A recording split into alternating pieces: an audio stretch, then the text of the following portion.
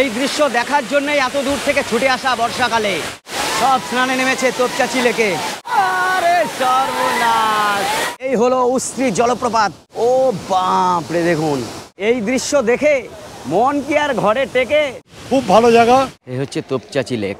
ইয়ারে বাপ রে, ভাতিন্ডা ফলস আমার কাছে অনেক বেশি সুন্দর মনে হয়েছে। এই মন্দিরে এসে মন প্রাণ পুরো জুড়িয়ে গেল। এই হচ্ছে আমার হোটেল। ধানবাদ ও গিরিডি কলকাতা থেকে 3 থেকে 4 ঘন্টার জার্নি। প্রকৃতি এখানে দ্বার খুলে দাঁড়িয়ে, তার বৈচিত্র্যময় রূপের বাহার আপনারা না গেলে দেখাবে কাকে? তাই দিন যতই বিশ্রী হোক, দেখতে যেতেই হবে উশ্রীকে। শুধু উশ্রী বা ভাতিন্ডা নয়, রয়েছে পাহাড়, নদী, লেক ও মন্দির, সঙ্গে আরও অনেক কিছু। তো এই হচ্ছে ধানবাদ, সঙ্গে গিরিডি। একদিন থেকে মাত্র কি করে এই রকম স্বর্গের মতো সুন্দর জায়গা আপনারা ঘুরে দেখবেন? এখানে আসা, হোটেল নেওয়া, গাড়ি বুকিং, থাকা খাওয়া সমস্ত ডিটেলস আমার এই ভিডিওয়ে থাকবে। মেমো। দেখতে আমি যতই বিশ্রী হই, মনটা আমার সুশ্রী ভাই। নমস্কার বন্ধুরা, নতুন ভিডিওতে আবারও স্বাগত জানাই। এখন আমার খুবই তাড়া, শুনেছি ওদিকে প্রকৃতি নাকি দ্বার খুলে আছে, যাই তাকে দেখে আসি। আর আপনারা কিভাবে যাবেন সে গল্প পথে গিয়ে। ধানবাদ ট্যুর যদি আপনি দিনের দিন করতে চান, তাহলে হাওড়া থেকে খুব সকালের রাঁচি শতাব্দী কিংবা গয়া বন্দে ভারত ধরুন। আর বাজেট কম হলে ব্ল্যাক ডায়মন্ড ধরুন। এই ট্রেনগুলি সকাল 9টা থেকে 10টার মধ্যে ধানবাদ পৌঁছে দেয়। ধানবাদের সঙ্গে গিরিডি ঘুরে দেখতে চাইলে ধানবাদে এক রাত কাটাতে হবে। সেক্ষেত্রে শক্তিপুঞ্জ, দিল্লি রাজধানী, কোল্ডফিল্ড, বিকানের দুরন্ত, জম্মু তাওয়াই প্রভৃতি ট্রেন ধরুন। এগুলি সন্ধ্যা 6টা থেকে রাত 10টার মধ্যে ধানবাদ পৌঁছায়। নেমে পড়লাম ধানবাদ স্টেশন। এবার বাইরে যাব, 1 নম্বরের দিকে যাব। 1 নম্বর প্ল্যাটফর্ম থেকে বাইরে এলে এইখানটা দেখুন কত ঘেঞ্জি রয়েছে, প্রচুর গাড়ি দাঁড়িয়ে রয়েছে। ধানবাদ স্টেশন, প্রচুর গাড়ি আছে, 4 চাকা আছে এবং অটো আছে। হচ্ছে দেখুন এই যে ধানবাদে স্টেশনের বাইরে, মানে এইগুলো এখন আর দেখা যায় না। এইখানে আপনার স্টেশন থেকে বাইরে বেরিয়ে দুটো কাজ আছে। কি? আপনি যদি সকালের ব্ল্যাক ডায়মন্ড ধরে বা অন্য কোনো ট্রেনে করে সকালে চলে আসেন, তাহলে এই বাইরে থেকে যে অটোগুলো আছে, এই অটো কিংবা একটা 4 চাকা বুকিং করে আপনি দিনের দিন ভাতিন্ডা ফলস, তোপচাঁচি লেক এইগুলো ঘুরে দেখতে পারেন। আরেকটা রাস্তা হচ্ছে, আপনি ধানবাদ নামলেন, সকাল বিকেল দুপুর রাত যখনই নামেন না কেন, নেমে আপনি একটা হোটেল বুকিং করলেন। হোটেল বুকিং করে সেখানে ফ্রেশ হয়ে তারপর অটো হোক বা গাড়ি হোক বুকিং করুন, করে তারপর আপনি আপনার ডেস্টিনেশন এই সমস্ত জায়গাগুলো ঘুরে দেখতে পারেন। এবার আমি দ্বিতীয় রাস্তা নিয়েছি। আমি এখন এই ধানবাদ স্টেশনের বাইরে হোটেল খুঁজবো, কোথাও একটা হোটেল নিয়ে সেখানে রাতটা কাটাবো। কাল সকালবেলা আমি সকাল সকাল ভিডিও শুরু করব। এখানে কি হোটেল আছে দেখা যাক, খুঁজতে হবে না, খুঁজে খুঁজে বের করতে হবে কোথায় হোটেল আছে। হোটেল এখানে কোথায় আছে জিজ্ঞাসা করায় সবাই বলছে চক চক, মানে সামনে চক আছে। এই সামনের দিকে এগোচ্ছি। এটা হচ্ছে শ্রমিক চক। এই দেখুন শ্রমিকের মূর্তি রয়েছে। দেখা যাক এদিকে কীরকম লজ আছে, সস্তায় পাওয়া যায় কিনা দেখি। কারণ হচ্ছে এক রাতেরই ব্যাপার, কাল সকালে আবার এখান থেকে চলে যাব। আর আমার হোটেল এই যে ব্যাংক অফ ইন্ডিয়ার এটিএম, এই গলিতে একটুখানি হেঁটে গিয়ে বাঁদিকে A1 হোটেল। সামনেই অনেক হোটেল আছে এখানে। এই A1 হোটেল, A1 হোটেল, বুঝেছেন? চকচক করছে কীরকম। 302 নম্বর রুম আমি নিয়েছি। এটা হচ্ছে room, single room, single bed. এই জন্য জায়গা যা আছে মোটামুটি একজনের জন্য সবই হয়ে যাবে। টয়লেটটা তো খুবই সুন্দর, আমি দেখছি আয়না, বেসিনগুলো একেবারে চকচক করছে। আচ্ছা, এখানে একটা টেবিল রয়েছে, এখানে বড় টিভি আছে, কে দেখবে জানি না। এই হচ্ছে বেড। এই বেডে একজনই কিন্তু থাকতে দেবে।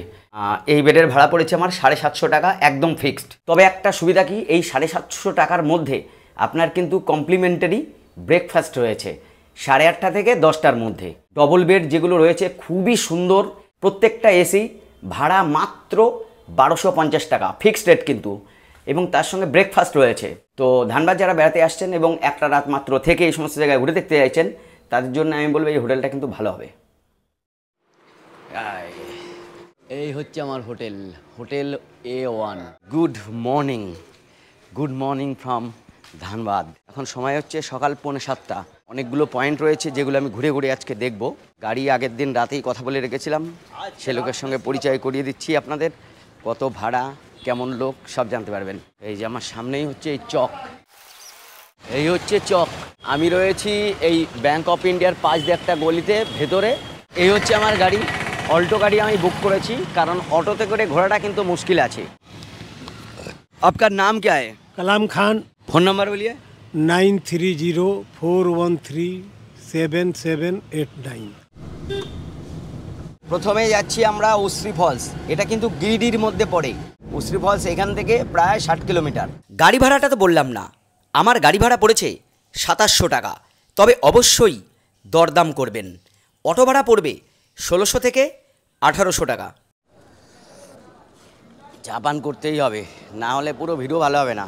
দূরে পাহাড় রেঞ্জ দেখা যাচ্ছে, আর দুদিকে এত সবুজ গাছপালা, ছোট ছোট টিলা, সামনে বড় পাহাড় দেখা যাচ্ছে। এইভাবেই আমরা এগিয়ে যাচ্ছি। এই দেখো, এইভাবে কয়লা চুরি করে করে বিক্রি করে। এইরকম দৃশ্য এর আগে আমি কোড়াপুটে পেয়েছিলাম। একটা সময় ছিল যখন বাঙালি বড়লোকরা তারা কিন্তু এই দিকে এসে এই মধুপুর, গিরিডি, শিমুলতলা, ঘাটশিলা এখানে সময় কাটাতেন।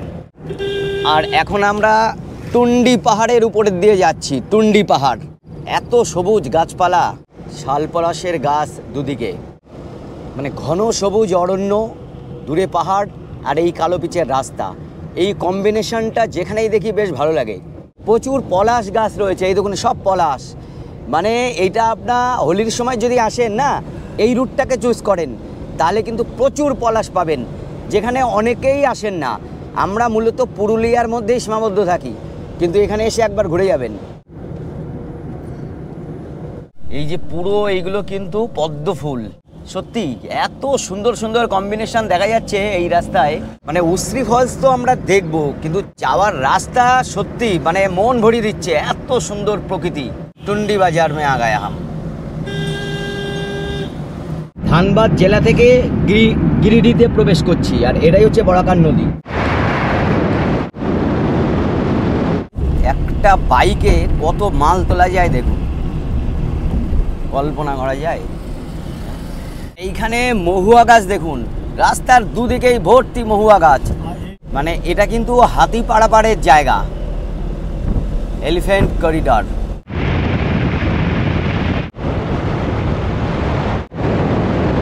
এই আমরা এখন বাদিকে যাব উশ্রী ফলসে।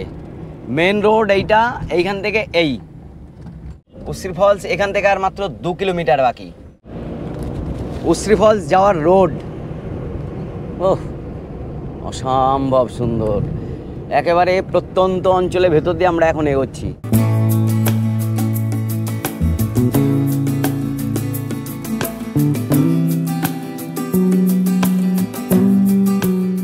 পার্কিং এখানে আবার কি এন্ট্রি ফি লাগবে সম্ভবত, এবার গাড়ি দাঁড় করে দিচ্ছে 40 টাকা।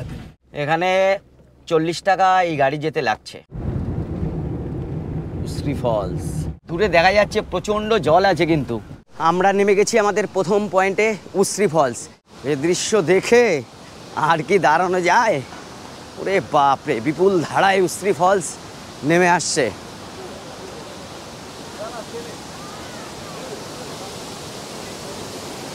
ও বাপরে, দেখুন 3টি ধারায় মূলত নামছে, অনেকগুলো ধারায় নামছে। এইদিকে আছে কিন্তু এইটার জল সব থেকে বেশি। উশ্রী জলপ্রপাত দেখুন, জল বেশি থাকলে এই সমস্ত জায়গায়ও দাঁড়ানো যায় না। নদীটির নামও কিন্তু উশ্রী নদী, আর এটা বরাকরের একটা উপনদী। মানে এই নদী সোজা গিয়ে বরাকরে মিশেছে।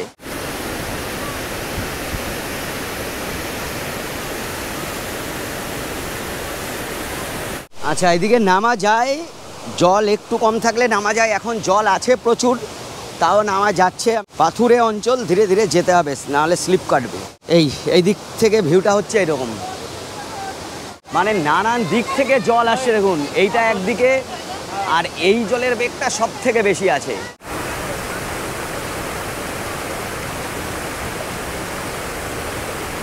তবে এই উশ্রী ফলসের জল কিন্তু ঘোলা, এখানে স্নান করা যায় না।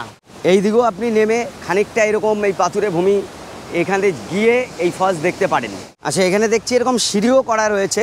কি তীব্র জলরাশি নিয়ে আশ্রে পড়ছে উশ্রী জলপ্রপাত। এই একটা ধারা, আর এইদিকে আর একটা ধারা, ওইদিকে আর একটা ধারা, এইভাবে 3-4টি ধারায় এই উশ্রী ফলস পড়েছে। ওই দিকেও কয়েকটা ধারা কিন্তু এসছে। মানে কীরকম এবড়ো খেবড়ো পাথর, তাই দেখুন এগুলো সব জলের স্রোতে কেটেছে। আমরা একেবারে শুরুতেই কিন্তু এই উশ্রী ফলসে এসেছিলাম। এইটাই প্রথম আসার কারণ হচ্ছে এই দূরেরটা আগে করে দিতে হবে, এই পর্যন্ত আসা যাবে। আর নিচে তীব্র স্রোত আকারে এই জল বয়ে যাচ্ছে এই দিকে। এইরকম জলপ্রপাতের পাশে মানে দাঁড়ানো রিস্কি হয়। পার্বত্য অঞ্চলে হঠাৎ করে জল চলে আসে, একেবারে ভাসিয়ে নিয়ে চলে যাবে।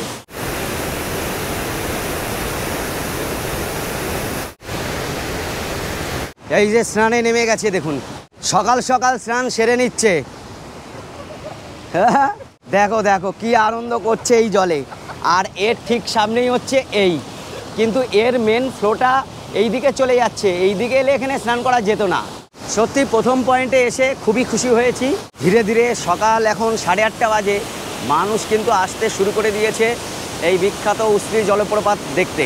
মানে 1-1.5 ঘন্টা এখানে কাটাতে পারেন যদি আপনার হাতে সময় থাকে। কোথার থেকে এলেন? কলকাতা থেকে। কেমন লাগছে? খুব ভালো জায়গা। আচ্ছা, এই জিনিসগুলো আমি বলি, এইটাকে বলা হয় পট হোল। অর্থাৎ এর মধ্যে কোনো পাথর পড়ে সে ঘুরতে থাকে, তারপরে এই রকম গর্ত তৈরি হয়, এটাকে বলা হয় পট হোল। ল্যান্ডস্কেপটা দেখুন, পাথরে জলের তোরে এইরকমভাবে কেটেছে। এই সব পাথর থেকে থেকে এই সব অবস্থা হয়েছে। তাহলে এই উশ্রী ফলস আমাদের দেখা হয়ে গেল। তো এটার পরে আমরা দেখি কোথায় যাই, তোপচাচি লেকে যেতে পারি। তবে এই জায়গাটা যেহেতু জমজমাট হয়ে গেছে, তাই এখানে আইসক্রিম কুলপি নিয়ে বসে আছে। ওখানে কিছু খাবারের স্টলও কিন্তু রয়েছে, আর এই দিকে রয়েছে বাচ্চাদের দোলনা। তবে এই জায়গাটা আমার সবই ভালো লেগেছে। একটা জিনিসই খারাপ লেগেছে, এত প্লাস্টিক মানে নোংরা করে রাখা। প্রশাসনেরও দৃষ্টি দেওয়া উচিত। হ্যাঁ, ভালো আছি। কোথা থেকে? আমি বেলা থেকে। তাহলে এটা হয়ে গেল। এরপরে আমরা যাব তোপচাচি। যাওয়ার রাস্তাটাও ভালো, চলুন। এখান থেকে তোপচাচির দূরত্ব কিন্তু অনেকটাই, প্রায় 65 কিলোমিটার।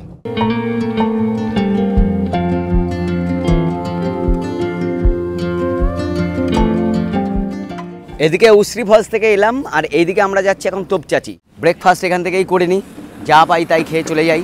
কিন্তু এখানে সব কিছু পাবেন আপনি। এই একেবারেই গরম গরম ভেজে দিল 4 পিস করে, আর সঙ্গে এরকম ভিউটা দেখুন শুধু চারিদিকের, রাস্তার দুদিকের এই অপরূপ শোভা। ব্রেকফাস্ট করে আমরা আবার বেরিয়ে পড়েছি। আর আমরা যে রুটে তোপচাচি যাচ্ছি না, এই রুটটা কিন্তু অসাধারণ সুন্দর।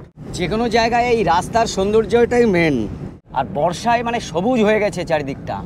ও হো রে, কি সুন্দর দেখুন সামনের দিকটা। একেই তো খুঁজে বেড়াচ্ছি আমি এতদিন। মানে ভাবতেও পারিনি যে এত ভালো দৃশ্য এদিকে পাবো আমি।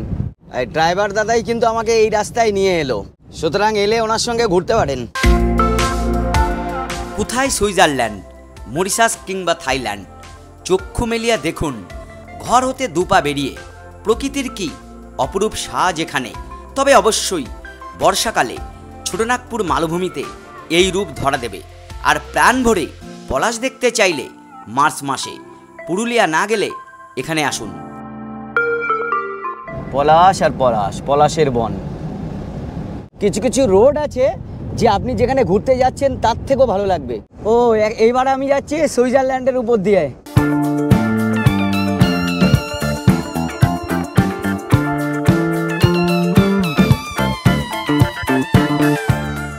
পলাশ দেখুন, পলাশ।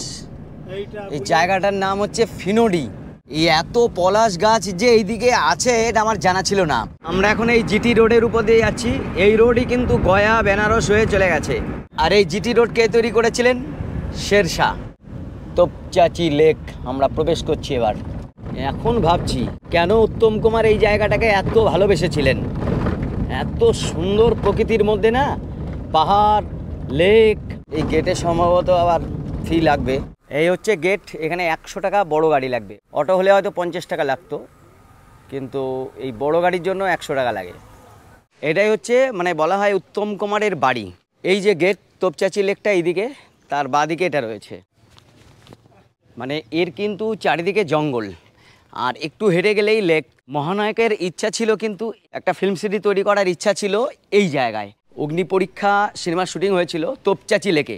সেটা এত ফেমাস হয়েছিল যে মহানায়ক নিজেই ভেবেছিলেন যে এইখানে একটা ফিল্ম সিটি তিনি তৈরি করবেন, সেই হিসাবেই তৈরি করা হয়েছে অনেক আগের। কিন্তু দুঃখের বিষয় একটাই, সেটা হচ্ছে যে তার অকাল প্রয়াণে এই যে প্রজেক্টটা পুরোটাই কিন্তু বন্ধ হয়ে যায়। মহাকবি হচ্ছে রবীন্দ্রনাথ বলা যায়, বিশ্বকবি রবীন্দ্রনাথ। তিনি এমন এমন জায়গায় ঘুরেছেন মানে কল্পনাতীত, সব ভালো ভালো জায়গায় ভারতবর্ষে তিনি ঘুরেছেন। তেমনি আমাদের মহানায়ক উত্তম কুমারও এই জায়গায় ঘুরে তার এত ভালো লেগেছিল জঙ্গলের মধ্যে, তিনি এখানেই একটা ফিল্ম সিটি তৈরি করতে চেয়েছিলেন। এখন এটা মানে বাঙালি ট্যুরিস্ট যারা আসে তারাই কিন্তু এটা ঘুরে ঘুরে এখন দেখেন। তো কি আছে ভেতরে দেখি, পুরনো চেয়ার টেবিল এইগুলোই পড়ে আছে। মূলত বাঙালি ট্যুরিস্টরা এখানে বেশি আসে কারণ তাদের আবেগের সঙ্গে জড়িয়ে রয়েছে, এটা এই জন্য। এরকম জায়গায় আসলে আপনারও মন ভালো হয়ে যাবে। এই আমরা চলে এলাম তোপচাচি। আমরা এখন পৌঁছে গেলাম বহু আকাঙ্ক্ষিত তোপচাচি লেকে। তবে লেকের এই দিকটা এই গাছটা কিন্তু আমার ভালো লাগছে, পাতা নেই তো, আর এর সঙ্গে দূরের পাহাড় বেশ মিলেছে, খুবই সুন্দর। এটা তোপচাচি লেক, এই হচ্ছে তোপচাচি লেক।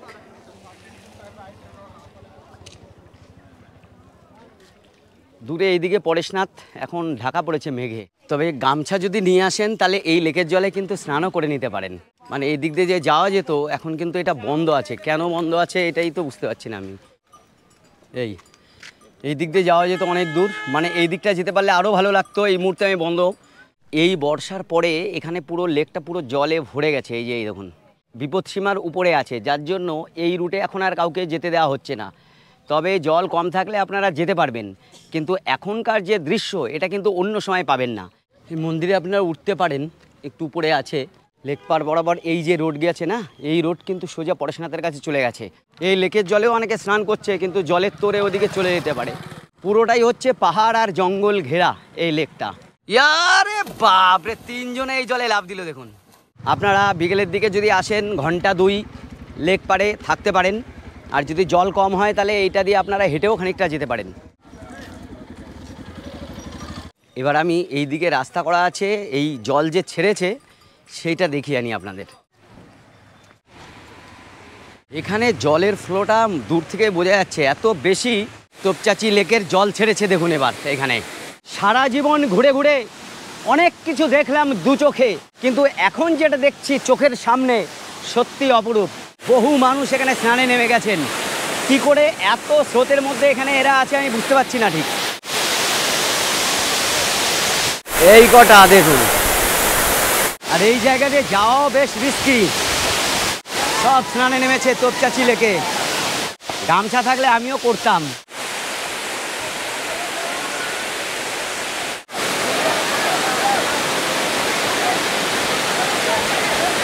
তোপচাচি আমার ভালো লেগেছে।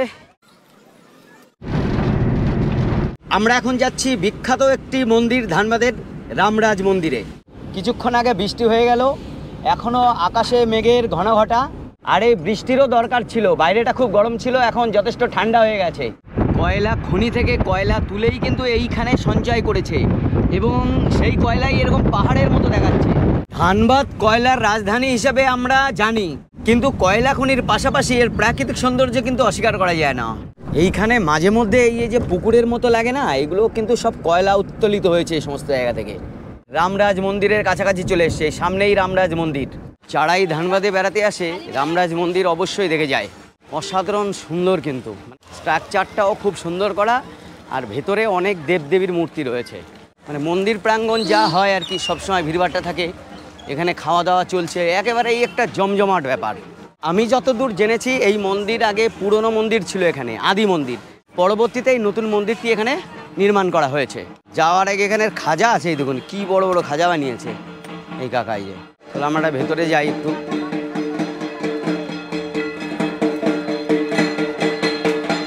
ঢোকার আগে এখানে জল রয়েছে, মানে পাটা একটু ভিজে নিলেন জলে, পরিষ্কার হয়ে গেল। এইটা কিন্তু বিখ্যাত মন্দির এখানকার, আর অনেক বড় এরিয়া নিয়ে এটা তৈরি করা হয়েছে। ভোগ নিয়ে যাওয়া হচ্ছে।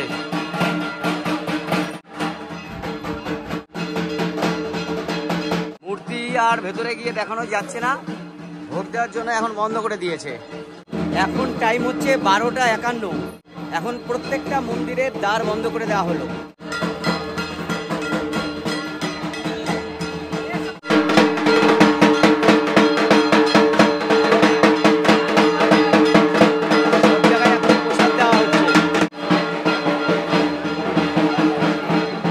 অনেকক্ষণ প্রাকৃতিক জায়গায় ঘুরলাম, শেষে এই মন্দিরে এসে মন প্রাণ পুরো জুড়িয়ে গেল। প্রকৃতির সঙ্গে বিশ্বাসেরও একটা জায়গা থাকা দরকার, সেই জায়গা কিন্তু এটা। বাইরেটা দেখুন, বাইরেটা কিন্তু খুবই জমজমাট। এখানে আর একটা জিনিস আমি লক্ষ্য করলাম যে প্রচুর বাঙালি, মানে আমার সামনে যারা যারা কথা বললো ম্যাক্সিমামই বাঙালি, মানে প্রচুর বাঙালি কিন্তু এখানে এসে থাকেন এই মন্দিরে। রামরাজ মন্দির ধানবাদের বিখ্যাত, আসবেন অবশ্যই, এটাও কিন্তু অবশ্যই দেখে যাবেন। এবারে আমাদের আর একটা মেন এই ধানবাদের প্রধান আকর্ষণ ভাতিন্ডা ফলসে এখন আমরা যাচ্ছি। আর এখন টাইম হয়েছে 1:27। ভাতিন্ডা যাওয়ার রাস্তা পুরোটাই দুদিকে পলাশ, পলাশ গাছে ভর্তি।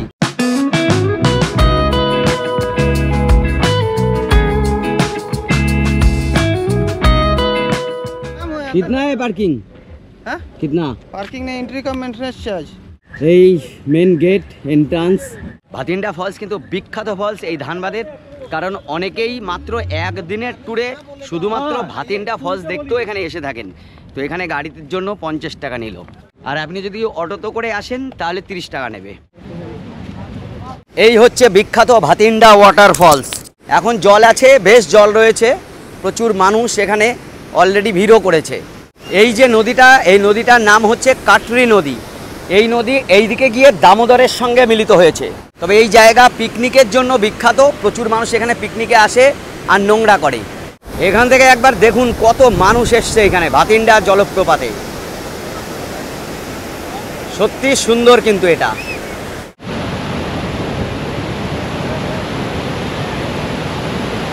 প্রচুর জল রয়েছে এখন।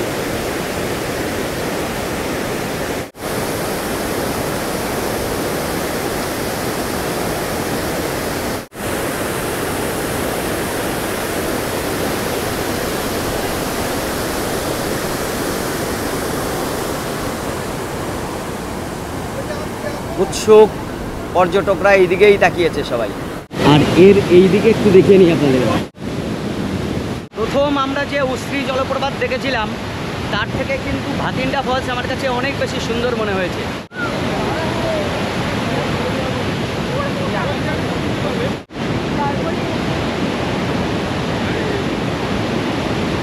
বাউন্ডারিটা এখানে শেষ করেছে, এরপরে এদিক দিয়ে যাওয়া যায়।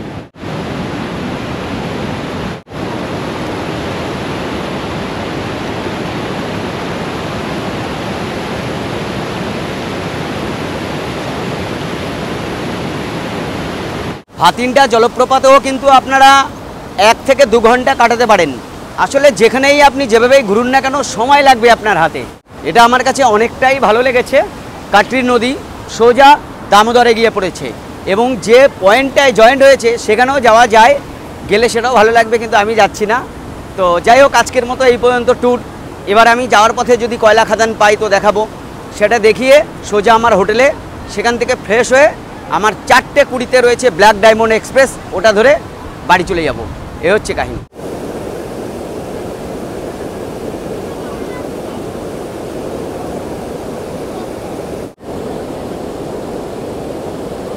টয়লেট এবং খাওয়া দাওয়ারও কিন্তু ব্যবস্থা এখানে রয়েছে। এই জন্য এখানে অনেক সময় ব্যয় আপনারা করতে পারেন।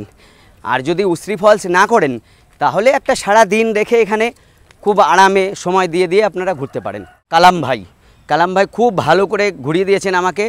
আমি এই যে অল্টো করে ঘুরেছি। তো আপনারা যদি আসেন ধানবাদ নেমে ওনাকে ফোন করবেন, যে ধরনের গাড়ি আপনারা চান, ছোট বড় যে ধরনের, যত লোক আসবেন মোটামুটি উনি সবই কিন্তু অ্যারেঞ্জ করে থাকেন, তাই তো নাকি? हाँ हाँ हाँ। अगर ज़्यादा लोग आएगा बड़ा गाड़ी चाहिए वो दे देगा। अरे बस भी दे देगा। এখন টাইম হয়েছে 2:22। ব্যাপার হচ্ছে এই যে আপনি যদি সকাল থেকে ট্যুর শুরু করেন তাহলে আপনার খুব তাড়াতাড়ি হয়ে যাবে, এবং সেটা কিন্তু অটোতে সম্ভব নয়, সেটা আমার মনে হয় এই গাড়িতেই সম্ভব। আর রাস্তাও বাম্পার আছে, আপনার জার্নিটাও ভালো হবে। হয়তো একটু খরচ বেশি হবে, কিন্তু আপনার একটু খরচ হয়তো আপনার বেশি হবে, কিন্তু ট্যুরটা ভালো হবে। সব কয়লা খনি থেকে এনে এগুলো জড়ো করে এখানে, পাহাড় হয়ে গেছে। এই হচ্ছে কয়লা খাদান, এখান থেকে কয়লা উত্তোলন করা হচ্ছে। আর এইভাবে কিন্তু সব সময় ধোঁয়া বেরোতে থাকে। পুরো শহরের পাশেই এরকম কয়লা খাদান, ভাবা যায়? এই যে এখান থেকে কয়লা উত্তোলিত হচ্ছে, এই যে এইখানে বিভিন্ন জায়গায় রাস্তার পাশে এরকম কয়লা খাদান দেখতে পারবেন আপনারা কয়লা খনি টনি নানান জায়গায় আছে। এটা হচ্ছে ব্যাংক মোড়, এখানেও প্রচুর হোটেল রয়েছে। ব্যাংক মোড়, এই একটা দেখছি হোটেল ব্রিজ ভিউ। গাড়ি আমাকে এখানে নামিয়ে দিল, এটা হচ্ছে শ্রমিক চক। তো হোটেলে এসে আমি ফ্রেশ হয়ে গেছি, এখন আমি ব্ল্যাক ডায়মন্ড ধরবো 4:20-তে। গাড়ি ভাড়ার ব্যাপারে বলি, স্টেশনের বাইরে কিন্তু অনেক উল্টোপাল্টা দাম চাইবে। আপনি চেষ্টা করবেন 2.5 থেকে 3,000 টাকার মধ্যে কোনো গাড়ি বুকিং করতে। আমি যার গাড়িতে গিয়েছিলাম উনি কিন্তু আমার কাছ থেকে 2700 টাকা নিয়েছিল। সুতরাং যেহেতু অল্টো গাড়ি সাধারণতই 2.5 থেকে 3,000 টাকার মধ্যেই নেবে। এখন 4টে বাজে আর 20 মিনিট আছে, 20 মিনিট পর 4:20-তে ছাড়বে হচ্ছে black diamond express. Black diamond 2 নম্বর প্ল্যাটফর্মে দিয়েছে, 4:20-তে ছাড়বে। এই দাঁড়িয়ে রয়েছে ব্ল্যাক ডায়মন্ড এক্সপ্রেস, আমার হচ্ছে D5 সামনে। ব্ল্যাক ডায়মন্ড এক্সপ্রেস, এটা হচ্ছে সেকেন্ড সিটিং।